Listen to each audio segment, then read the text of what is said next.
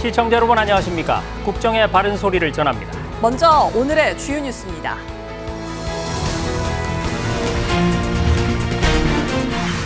제22대 총선 투표율이 67%를 기록하며 32년 만에 가장 높은 투표율을 기록했습니다. 개표 결과 지역구와 비례정당 의석을 합해 국민의힘이 108석, 더불어민주당이 175석을 얻었습니다. 윤석열 대통령은 총선 결과와 관련해 국민의 뜻을 겸허히 받들어 국정을 쇄신하겠다는 입장을 밝혔습니다. 또 경제와 민생 안정을 위해 최선을 다하겠다고 덧붙였습니다. 총선에서 나타난 국민의 뜻을 겸허히 받들어 국정을 쇄신하고 경제와 민생 안정을 위해 최선을 다하겠습니다. 정부가 대형 병원 환자를 분산할 전문 중소병원을 육성하고 있습니다. 이를 위해 중증 응급 심장수술 전문 병원을 상급 종합병원 수준으로 지원하는 방안을 마련합니다. 저출생으로 학령 인구 감소가 본격화되면서 교육대학 입학 정원이 줄어듭니다. 2025학년도부터 기존 정원의 12%를 감축해 3,300명대로 조정됩니다. 첫 소식입니다. 제22대 국회의원 총선거가 32년 만에 최고치인 67%의 투표율을 기록하며 마무리됐습니다. 지역구와 비례정당 의석을 합쳐 국민의힘이 108석, 더불어민주당이 175석을 얻었습니다. 전체 선거 결과를 신국진 기자가 전해드립니다. 앞으로 4년간 입법부를 꾸려갈 제22대 총선이 마무리됐습니다. 개표 결과 민주당과 민주연합은 175석, 국민의힘과 국민의미래는 108석을 확보했고 조국혁신당과 개혁신당이 각각 12석, 3석을 차지했습니다. 전국 254개 지역구 가운데 더불어민주당은 161석, 국민의힘은 90석을 확보했습니다. 비례대표에서는 국민의미래와 조국혁신당이 선전했습니다. 국민의미래는 가장 많은 36.67%의 득표를 기록, 비례대표 46석 가운데 18석을 가져갔습니다. 이어 더불어민주연합이 14석을, 조국혁신당이 12석을 얻었습니다. 개혁신당도 3.61% 득표로 2석을 확보했습니다. 한편 중앙선관위는 4.10 총선 투표율을 67%로 잠정 집계했습니다. 전체 유권자 4,428만여 명 가운데 2,966만 2천여 명이 투표에 참여했습니다. 지난 21대 총선보다 0.8%포인트 높았고 1992년 14대 총선 이후 32년 만에 가장 높은 투표율을 기록했습니다. 선관위는 개표 결과를 토대로 당선인들에게 당선증을 교부했습니다. KTV 신국진입니다. 윤석열 대통령은 이번 총선의 결과에 대해 국민의 뜻을 겸허히 받들어 국정을 쇄신하고 경제와 민생을 위해 최선을 다하겠다고 밝혔습니다. 문기혁 기자가 보도합니다. 윤석열 대통령이 제22대 국회의원 선거 결과에 대한 입장을 밝혔습니다. 이번 총선 결과에 대한 대통령님의 말씀을 제가 대신 전해드리도록 하겠습니다. 총선에서 나타난 국민의 뜻을 겸허히 받들어 국정을 쇄신하고 경제와 민생 안정을 위해 최선을 다하겠습니다. 한덕수 국무총리는 사의를 표명했습니다. 대통령실 고위 관계자는 한 총리가 구두로 사의를 표명했다고 밝혔습니다. 또 비서실장과 정책실장을 포함한 대통령실 수석비서관 전원이 사의를 표명했다고 전했습니다. 이 관계자는 국정을 쇄신한다는 것은 인적 쇄신이 선행돼야 한다고 설명했습니다. 다만 외교 안보 상황을 고려해 국가안보실장과 안보실 1, 2, 3차장은 제외됐습니다. 이 관계자는 또 윤 대통령은 선거 시작 전부터 어떤 결과가 나오든 그동안의 국정 수행에 대한 국민 평가라고 생각했다고 강조했습니다. 이어 총선 결과와 원인에 대해 곧 되돌아보는 시간이 있을 것이라고 덧붙였습니다. 아울러 윤 대통령의 입장이 야당과 긴밀한 협조 소통에 나서겠다는 뜻으로 해석하면 되냐는 질문에 그렇게 해석하면 된다고 답했습니다. KTV 문기혁입니다. 국무회의를 주재한 한덕수 국무총리도 22대 총선의 민의를 겸허히 수용한다고 밝혔습니다. 아울러 22대 국회와 대화하고 협력하며 민생 경제 회복과 개혁 추진에 더욱 매진하겠다고 강조했습니다. 김민아 기자입니다. 총선 후 처음 열린 국무회의. 한덕수 국무총리는 22대 국회와 더 많이 대화하고 더 깊이 협력하며 국민의 뜻에 함께 부응해 나가겠다고 말했습니다. 정부는 총선의 민의를 겸허히 받아들여 국민의 기대에 부족함이 없었는지 국정 전반을 되돌아보며 민생 경제 회복과 대한민국 미래를 위한 개혁과제 추진에 더욱 매진하겠습니다. 여러 지표에서 회복세를 보이고 있지만 국민이 느끼는 경기는 여전히 어렵다며 국무위원들의 민생 문제의 빠른 해결도 주문했습니다. 국민의 입장에서는 정부 부처가 따로 있을 수 없습니다.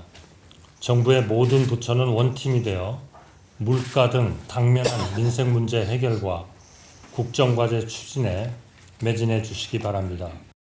그러면서 21대 국회가 유종의 미를 거둘 수 있도록 여야와 협력해 시급한 민생경제 법안을 처리해달라고 당부했습니다. 한 총리는 또 2023 국가재정 결산 결과에 대해 재정은 국가경제의 마지막 보루라면서 지난해 예상치 못한 세수 감소에도 지출 구조조정 노력으로 추가 국채 발행 없이 국가 채무를 관리할 수 있었다고 강조했습니다. 봄나들이철을 맞아 행안부 등 관계부처에는 안전 현장을 점검하고 산불 예방에 힘써줄 것도 당부했습니다. KTV 김민아입니다.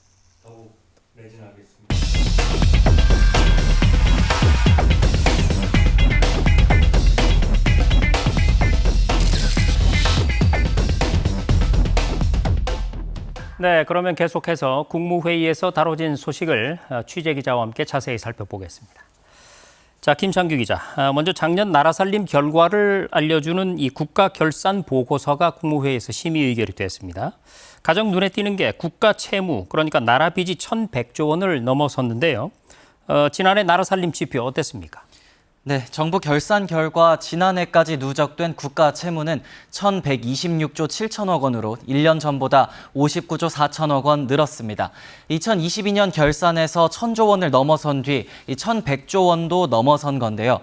사상 처음으로 국가 채무가 국내 총생산의 절반 이상을 기록했습니다. 다만 한 해 증가폭은 100조 원 안팎이던 직전 3년 전과 비교해 줄었습니다. 정부 설명 들어보시죠. 정부는 건전재정 기조로 전환하여 2027년 국가 채무를 GDP 기준 53%에서 억제한다는 목표하에 역대 최고 수준의 강도 높은 지출 구조 조정을 단행하였고 재정 총량을 엄격하게 관리한 결과 국가 채무 증가세는 급격하게 둔화돼 자, 개인의 가계부를 쓸 때와 마찬가지로요. 이 나라 살림살이를 가늠할 때도 수입과 지출을 비교하는 재정 수지를 맞춰보지 않습니까? 이건 어떻게 나왔습니까? 네, 일단 지난해 총 수입을 살펴봐야 하는데요. 정부 총 수입은 573조 9천억 원으로 세수가 줄면서 1년 전 같은 기간보다 44조 원 가까이 감소했습니다. 지난해 정부는 610조 7천억 원을 썼는데요. 총 수입에서 이 총 지출을 뺀 통합 재정 수지는 36조 8천억 원 적자였습니다. 다시 여기서 국민연금 등 4대 보장성 기금을 차감한 게 관리 재정 수지인데요. 87조 원 적자를 기록했는데 전년보다 적자 폭이 30조 원 줄었습니다. GDP 대비 관리 재정 수지 적자 비율은 3.9%로 나타났습니다. 정부는 앞서 국회에 제출한 재정 준칙에서 2025년부터는 GDP 대비 관리 재정 수지 적자 비율을 3% 이내로 관리하겠다고 밝혔습니다. 네, 개인이나 가정의 경우도요. 이 결과적으로 가진 재산이 얼마고 또 빚이 얼마냐 이게 참 중요하겠죠. 지난해 국가 자산 어떻게 집계가 됐습니까? 네, 국가 자산도 사상 처음으로 3,000조 원을 넘어섰습니다. 3,014조 5천억 원으로 2022년과 비교해 180조 9천억 원 늘었습니다. 국민연금이 역대 최고 수익률을 거둔 데 따른 건데요. 2022년 고금리로 자산이 30조 원가량 줄어든 뒤 한 해 만에 증가했습니다. 국가 부채는 지난해 2,439조 3천억 원을 기록했습니다. 113조 3천억 원이 늘었는데 이 재정 적자를 보전하기 위해 국채 발행을 늘린 데다 공무원과 군인 연금의 현재 가치액이 증가한 게 원인으로 꼽힙니다. 정부는 건전 재정을 재차 강조했는데요. 국무회의를 주재한 한덕수 국무총리는 미래 세대에게 빚과 부담을 물려주지 않겠다는 약속이라며 국민이 체감할 수 있도록 더 노력하겠다고 밝혔습니다. 네, 지난해 국가결산보고서 요목조목 한번 따져봤고요. 그 밖에 국무회의에서 의결된 안건들은 어떤 게 있나요? 네, 먼저 가정박 청소년 자립 지원이 강화됩니다. 청소년 복지 지원법 시행령이 일부 개정된 건데요. 가정박 청소년의 범위가 청소년 복지시설에 입소해 있거나 퇴소한 사람으로 구체화됐고, 이 자립 역량 강화를 위한 프로그램이 자립 지원 조치에 추가됐습니다. 평생교육법 시행령 개정안도 의결됐습니다. 이에 따라 평생교육기관도 초중 고등학교와 대학처럼 등록금, 교육과정 등 정보를 투명하게 공개해야 합니다. 국무회의에서는 대통령령안 17건, 일반안 4건 등 총 22건이 심의 의결됐습니다. 네, 지금까지 취재기자와 함께 국무회의에서 다뤄진 주요 내용을 살펴봤습니다. 김창규 기자, 수고 많았습니다.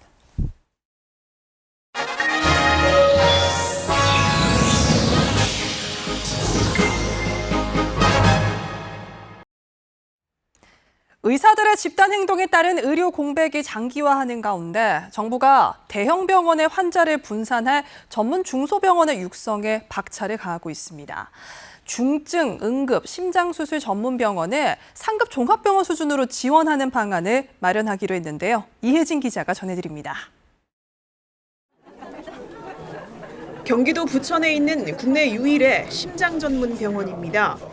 소아 심장 수술에 특화한 2차 의료기관으로 소속 의료진은 해마다 심장병 환자 20만 명을 치료하고 있습니다. 윤석열 대통령은 지난 9일 이곳 부천 세종병원을 찾아 필수 중증 의료 분야 전문 병원에 확실한 보상이 이루어지도록 지원할 것을 주문했습니다. 의료인들도 의료 행위를 하는 것 자체가 즐겁고 보람 있게 해줘야 그 의료 서비스에 상대방의 국민이 또 편하고 행복한 것이고. 보건복지부는 중앙사고수습본부 제30차 회의를 열어 이런 지시사항을 이행하기 위해 전문병원에서 24시간 이루어지는 중증, 응급 심장 전문 수술에 대해 상급 종합병원 수준으로 지원하는 방안을 마련하겠다고 밝혔습니다. 지원 범위는 건강보험정책심의위원회 논의를 통해 구체화할 예정입니다.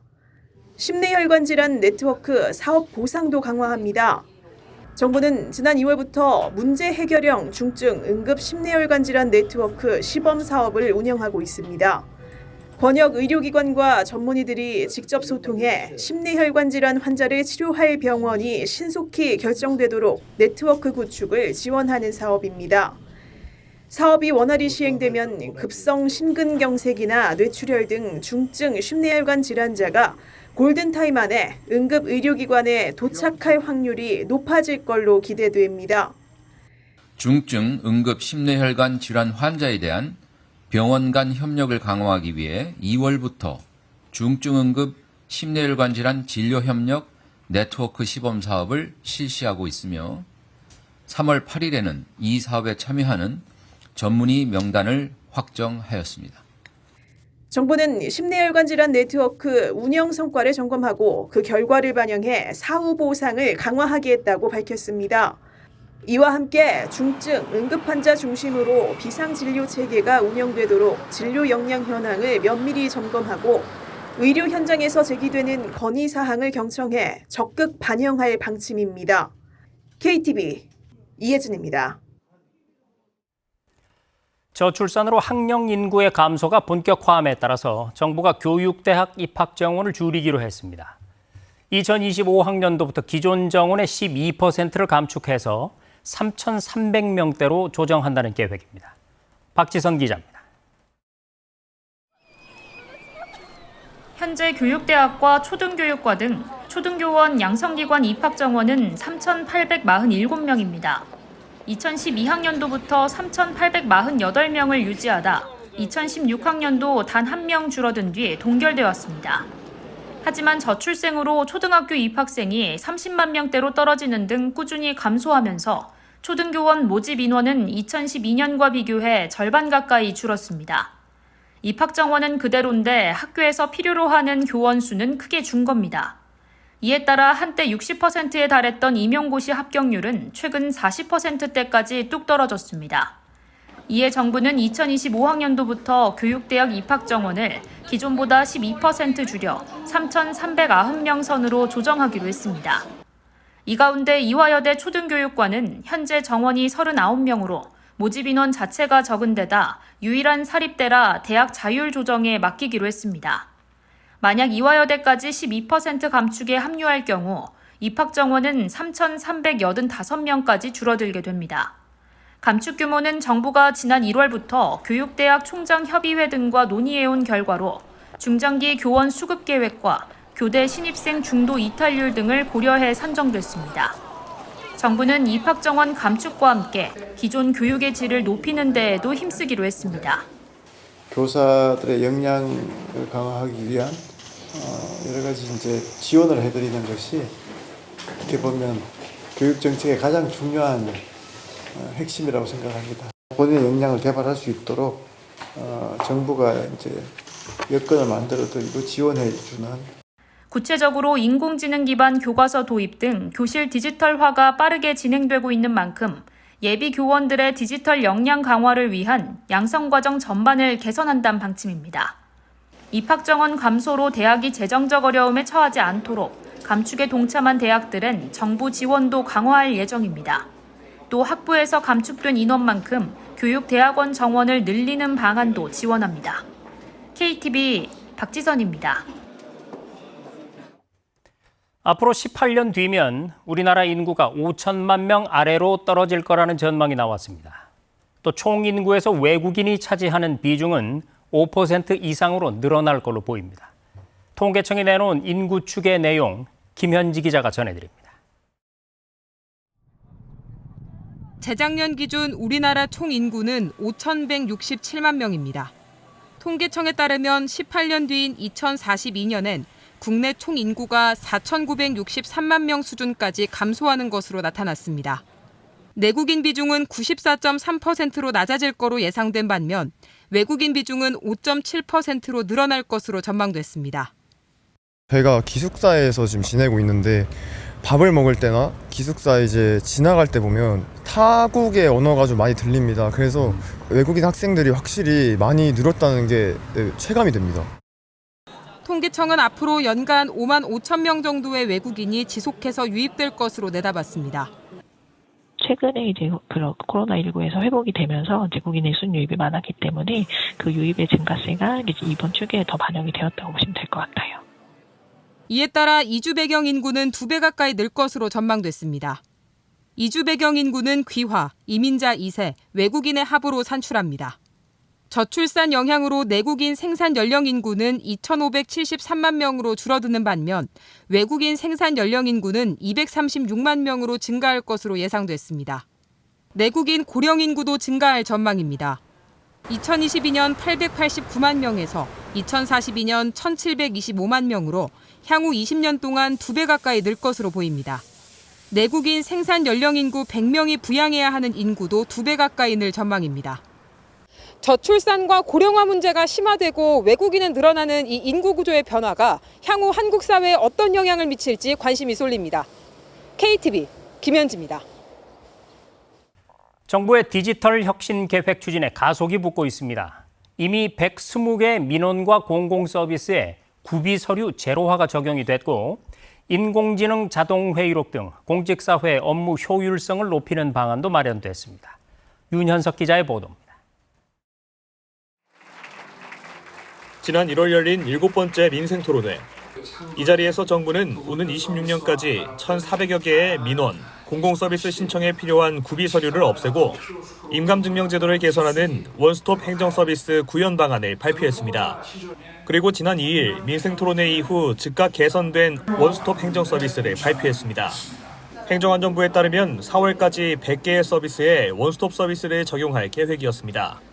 하지만 계획을 앞당겨 지난달 13일 체육시설 사용료 감면 등 102개 서비스에 우선 적용했고 11일 기준 120개 서비스에 확대 적용했다고 밝혔습니다.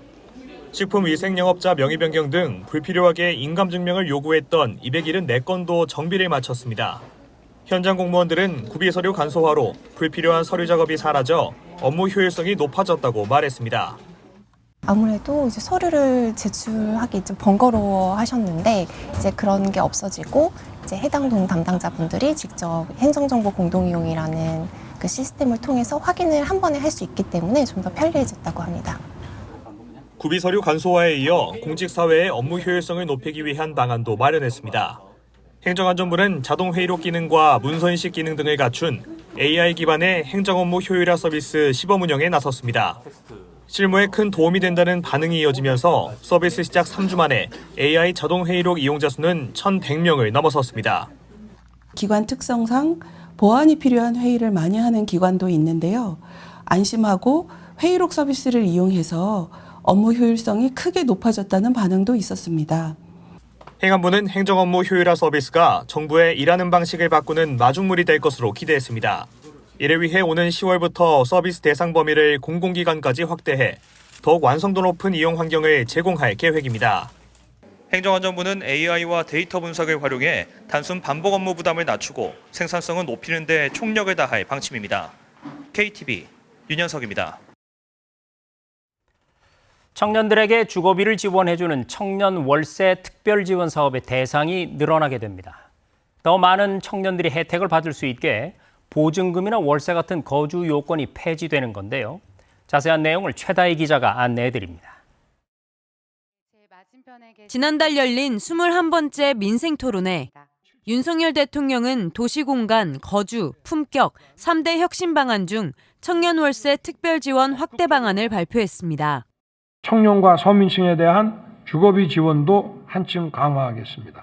청년 월세 지원 사업도 이거는 보증금 5천만 원 이하에만 원래 해당이 됐었는데 보증금 상한제를 폐지하고 국토교통부는 민생토론에 따른 후속 조치로 청년 월세 특별 지원 사업의 거주 요건을 폐지한다고 밝혔습니다. 지금까지는 보증금 5천만 원 이하, 월세 70만 원 이하인 주택에 사는 청년만 지원 대상이 됐지만 앞으로는 보증금, 월세 규모와 관계없이 월세를 지원받을 수 있습니다. 1년까지였던 지원 기간도 한 사람당 최대 2년으로 연장합니다. 최근에 이제 전세 사기 등의 이유로 전세에서 월세로 매물이 전환되는 것이 가속화되고 있고 또 월세가 계속해서 상승하는 상황에서 지원의 사각지대가 생긴다고 봤기 때문에 이를 좀 해소하고자 거주요건을 폐지했고요. 거주 요건을 제외한 소득, 자산 등 다른 요건은 변하지 않기 때문에 부모와 떨어져 별도로 거주하는 만 19세에서 34세 무주택 청년만 지원할 수 있습니다. 소득 요건은 청년 가구 중위소득이 60% 이하이고 원가구 중위소득은 100% 이하에 해당해야 합니다. 재산가액은 청년 가구가 1억 2,200만 원 이하, 원가구는 4억 7천만 원 이하여야 합니다. 예를 들어 1인 가구 기준 월소득 134만 원 이하의 청년은 매달 월세 20만 원을 지원받을 수 있는 겁니다. 한편 공공임대주택에 입주해 이미 주거비 경감 혜택을 받은 청년은 지원 대상에서 제외됩니다. 거주요건 폐지를 반영한 신청기간은 4월 12일부터 내년 2월 25일까지로 복지로 누리집과 거주지의 행정복지센터에서 신청할 수 있습니다. KTV 최다희입니다.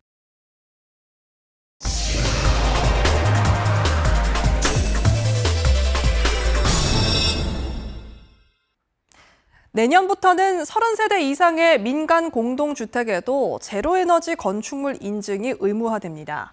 온실가스 배출을 줄이고 에너지 부담도 완화하기 위해서인데요. 가구당 매년 약 22만 원이 절감될 걸로 기대됩니다. 김유리 기자가 보도합니다. 국내 최초의 제로에너지 건축물 인증학교입니다. 슬레이트 지붕으로 덮인 여느 학교와 달리 태양광 패널이 지붕을 빼곡히 채우고 있습니다. 여기서 생산된 전기로 비용을 절감하고 잉여 생산분은 한전에 판매해 학교 운영에 보탭니다. 지하 150m 지하수를 끌어올린 지열 시스템은 냉난방 설비 가동에 큰 도움을 줍니다. 사다리꼴 모양 교실 형태도 손꼽히는 특징. 적절한 양의 햇빛이 교실로 들어올 수 있게 창방향을 남동쪽으로 틀었습니다. 창문 외부 알루미늄 블라인드로 단열 효과도 높였습니다. 학교 로비 천장에는 빛 센서가 적용된 유리가 설치돼 있습니다. 빛의 강도에 따라 투명에서 검정까지 자동으로 일조량을 조정합니다. 제로에너지 건축물이란 신재생 에너지 등을 활용해 에너지 소유량을 최소화한 것을 뜻합니다. 제로에너지는 에너지 자립률에 따라 1에서 5등급으로 나뉩니다. 일단 설치만 되고 나면 그다음부터는 또한 자동화되기 때문에 아주 효율적이고 편리하게 사용할 수 있습니다. 지구라든가 또한 환경이라든가 이런 면에서도 상당히 좋은 효과를 거둘 거라고 생각합니다. 정부는 오는 12일부터 다음 달 2일까지 친환경 주택 건설 기준 개정안을 행정 예고한다고 밝혔습니다. 그간 제로에너지 주택 확대를 위해 기준을 강화해 왔는데 지난해엔 공공주택의 제로에너지 5등급 인증을 의무화했습니다. 이어 내년부턴 30세대 이상 신축 민간 공동주택 제로에너지 건축물 인증이 의무화되는 겁니다. 이번 개정안은 신축 공동주택 에너지 성능을 제로에너지 5등급 수준으로 강화해 온실가스 감축과 에너지 주거비 부담을 완화하기 위해 마련됐습니다. 제로에너지 건축물 성능 강화에 따라 주택 건설 비용은 가구당 약 130만 원 늘어납니다. 하지만 매년 약 22만 원의 에너지 비용 절감을 통해 약 5.7년이면 추가 건설 비용을 회수할 수 있을 것으로 예상됩니다. 사업자 부담을 덜기 위해 제도도 개선합니다. 사업계획 승인을 위해 제출해야 하는 에너지 절약 성능 계획서 작성을 간소화하기로 했습니다. 정부는 공공에 이어 민간 공동주택까지 제로에너지 건축을 적용함에 따라 국가 온실가스 감축이 가속화될 것으로 전망했습니다. KTV 김유리입니다.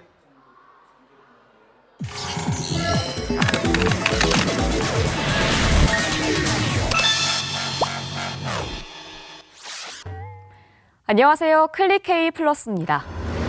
지난해 5월 5살 어린이가 응급실에 자리가 없어 뺑뺑이를 돌다가 결국 사망하는 일이 있었죠. 진료를 보기 위해 새벽부터 찾아가 번호표를 받는 이른바 소아과 오픈런도 곳곳에서 벌어지고 있는데요. 병원 오픈 시간에 맞춰서 아픈 아이를 데리고 가면 줄이 길게 서 있어요. 그러면 2-3시간은 기본으로 기다려야 합니다. 이런 가운데 정부가 모든 국민이 안심하고 치료받을 수 있는 의료 환경을 만들기 위한 의료개혁 방안을 내놓았습니다. 정부가 밝힌 대대적인 의료개혁, 무슨 내용인지 자세히 알아보도록 하겠습니다. 응급 환자가 치료할 병원을 찾아 헤매는 응급실 뺑뺑이, 한 번쯤 들어보셨을 텐데요. 전문의 부재나 병상 부족 등의 이유로 재이송된 환자는 2022년에서 2023년 사이에만 9,414건이 발생했고요. 이런 상황이 빈번하게 발생할 걸로 예상되는 응급의료 취약지는 전국 시군구 226곳 중 98곳에 달합니다. 이렇다 보니 환자가 수도권의 대형 병원으로 몰리는 악순환이 계속되고 있는데요. 촌에를 의사분들은 안 오시려고 하잖아요. 4억 연봉에 아파트까지 제공을 해준다고 해도 지금 구하지 못하잖아요. 얼마나 기다렸어요 지금? 저는 9시 반에 왔으니까. 거의 한 40분. 예. 뭐 늘상 그래요.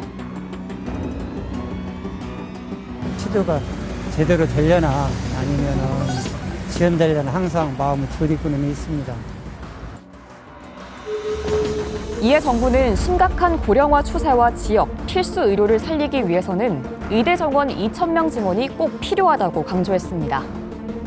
의대 정원 2,000명 증원은 국민의 생명과 안전을 지키는 헌법적 책무를 이행하고 급격한 고령화에 대응하기 위한 최소한의 증원 규모임을 다시 한번 말씀드립니다. 사실 정부의 의료 인력 증원 노력은 오래전부터 있었습니다. 2012년 이명박 정부 당시 정부와 의료계 TF가 증원을 논의했지만 무산됐고요. 4년 전 문재인 정부도 10년간 4,000명 증원을 발표했다가 의료진 파업에 코로나 상황까지 악화되면서 사실상 철회했습니다. 이번에도 의대 증원에 반대하는 전공의들의 집단 행동이 한 달 넘게 이어지고 있는데요. 의대 교수들도 사직서를 제출하며 동참하고 있습니다. 의료 공백으로 인한 피해는 고스란히 국민들의 몫으로 돌아가고 있는데요. 진료를 해가면서 투쟁을 좀 한다던가 좀 이래야지. 그럼 어떻게 되는 거야? 죽어야지 뭐. 여기서 해주는 대로 받아먹는 형태가 되니까 하여튼 답답하다.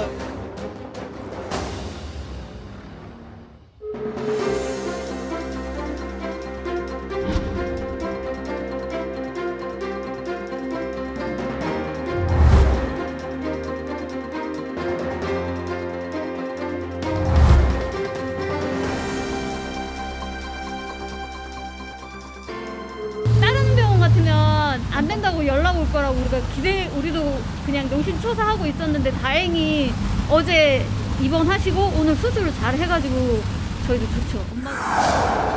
이렇게 현장을 지키겠다는 의료진들의 움직임도 점차 확산하는 가운데 지난 1일 윤석열 대통령이 의료개혁을 직접 설명하기 위해 국민 앞에 섰습니다.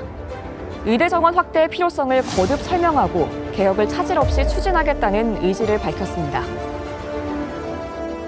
그러면서 의료계가 합리적인 방안을 제시한다면 의사 증원 규모를 포함해 모든 대안을 논의할 수 있다고 조정 가능성도 열어뒀습니다. 정부의 정책은 늘 열려있는 법입니다. 더 좋은 의견과 합리적 근거가 제시된다면 정부 정책은 더 나은 방향으로 바뀔 수 있는 것입니다. 전공의들의 집단 사직으로 시작된 의사 집단 행동이 근 한 달 넘게 이어지고 있는데요.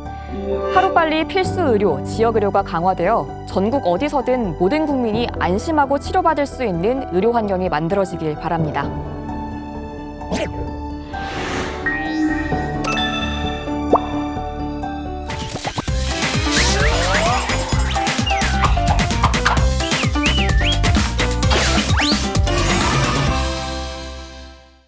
바야흐로 야구의 계절입니다. 프로야구가 개막한 지도 벌써 3주 차에 접어들었는데요.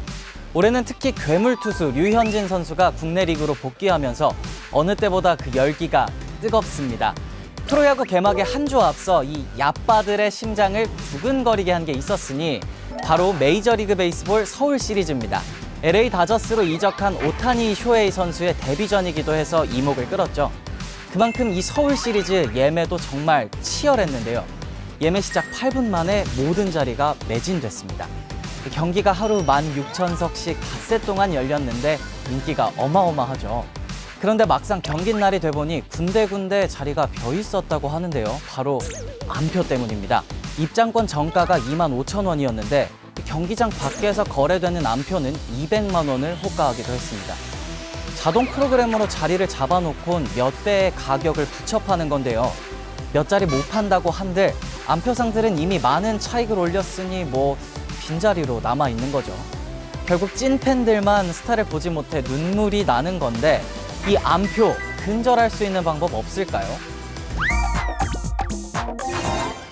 사실 안표는 공연계에서 고질적인 문제로 지적돼 왔습니다. 이 정가에 웃돈을 얹어서 티켓을 사는 필미 문화는 특히 가수 팬들 사이에선 당연한 일이었는데요. 소셜미디어 X를 살펴보면 이명웅 콘서트 티켓 양도합니다. 필미 있습니다. 라는 게시물을 심심치 않게 찾아볼 수 있습니다. 돈을 더 주고서라도 내 가수를 보려는 이 팬들의 순수한 마음을 악용하는 거죠. 근데 왜 어둠의 경로로 표를 사냐고요? 안표상들이 자동 프로그램으로 이미 자리를 다 사버려서 진짜 팬들은 빈자리를 구경조차 못하기 때문입니다. 팬들의 눈물에 소속사들은 자체적으로 안표와 전쟁에 나섰습니다. 이 국민 가수 아이유 씨는 안행어사 전형을 만들었습니다. 안표를 신고하면 그 표는 몰수하고 신고자에게 티켓을 증정하는 거고요. 어머님들의 아이돌 임영웅 씨도 이 불법 거래로 의심되는 티켓은 공지 없이 취소하기도 했습니다. 안표를 산 사람은 돈도 날리고 티켓도 날리는 겁니다. 이처럼 가수들이 앞장선 안표 근절 노력이 결실을 맺었습니다. 공연법이 개정되면서 지난달 22일부터 안표 파리범이 처벌받게 된 겁니다. 자동 프로그램으로 산 표를 판매하다 적발되면 1년 이하 징역이나 1,000만 원 이하의 벌금형에 처해집니다. 그동안은 경범죄에 해당돼 걸려봤자 최대 20만 원, 그것도 현장 판매만 적용됐죠. 뭐 이러니 걸려도 한다 이런 거 아니었겠습니까? 팬들의 내 새끼 볼 권리를 빼앗는 안표. 이제 걸리면 진짜 감옥 갑니다. 공연 이야기가 나왔으니 말입니다. 제가 정말 좋아하는 밴드가 최근 콘서트를 열었는데요. 글쎄 가격이 15만 원을 넘더라고요. 비싼 가격에 고민하는 사이 저를 반기는 건 전성매진 4글자뿐이었습니다. 요즘 공연비 솔직히 조금 부담됩니다. 내 가수, 내 배우를 좀 좋은 자리에서 보려고 하면 10만 원, 20만 원은 우스워졌죠. 저 같은 사회 초년생도 이런데 대학생, 청소년들은 더 부담될 수밖에 없겠죠. 청년층 10명 중 9명은 공연을 보고 싶어 하지만 비싼 가격 때문에 관람을 포기하는 걸로 나타났습니다. 특히 절반에 달하는 청소년들은 티켓값을 부담스러워하는 걸로 조사됐는데요. 자, 본인이 올해 2005년생 19살이라면 주목하세요. 19세 자녀를 두신 분도 꼭 기억하세요. 저렴한 가격에 연극과 뮤지컬, 전시를 볼 수 있는 방법이 있습니다. 바로 청년 문화예술 패스인데요. 지난달 28일부터 발급을 시작했습니다. 19세 청년에게 공연 관람비 최대 15만 원을 지급하는 사업인데요. 16만 명에게 선착순으로 발급되는데 아직 자리가 남아 있습니다. 어서 인터파크와 예스24로 접속해보세요. 지금까지 SN뉴스였습니다.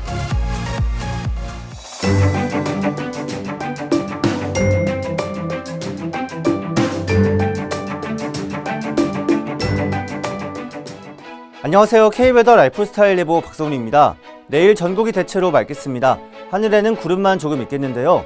제주에는 구름이 많겠습니다. 한편 수도권과 충청권 등 중서부 지방의 공기질은 내일도 탁하겠습니다. WHO 기준 미세먼지 농도가 한때 나쁨에서 나쁨 단계를 보이겠는데요. 야외에서는 미세먼지용 마스크를 착용하시기 바랍니다. 그 밖에 전국 대부분 지역은 공기질 양호하겠습니다. 내일과 모레를 지나며 일교차는 더 커지겠습니다. 서울의 경우 내일 아침 기온은 11도로 오늘과 비슷하겠지만 낮에는 3도가량 더 올라 23도를 보이겠고 토요일인 모레는 낮 기온이 27도까지 오르겠습니다. 기온 변화가 크겠으니 건강관리에 유의하시기 바랍니다. 다음은 자세한 지역별 내일 기온입니다. 중부지방 서울 11도, 인천과 수원 10도, 춘천 7도로 아침을 시작하겠습니다. 낮 기온은 서울과 수원 23도, 청주 25도, 대전과 세종 24도까지 오르겠습니다. 동해안 지방의 아침 기온은 10도 안팎을 보이겠습니다. 내일 한낮 최고 기온은 울진 19도, 강릉 21도, 속초는 22도가 예상됩니다.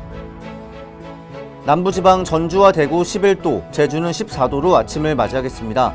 낮 최고 기온은 광주 24도, 부산 21도를 보이며 일교차 크겠습니다. 내일 전해상 대체로 맑은 가운데 남해상에는 구름이 많겠습니다. 물결은 잔잔하겠습니다. 일교차 큰 날이 계속되는 가운데 다음 주 월요일에는 전국적으로 비가 내리겠습니다. 날씨였습니다. KTV 대한뉴스 오늘 저희가 준비한 소식은 여기까지입니다. 시청해주신 여러분 고맙습니다.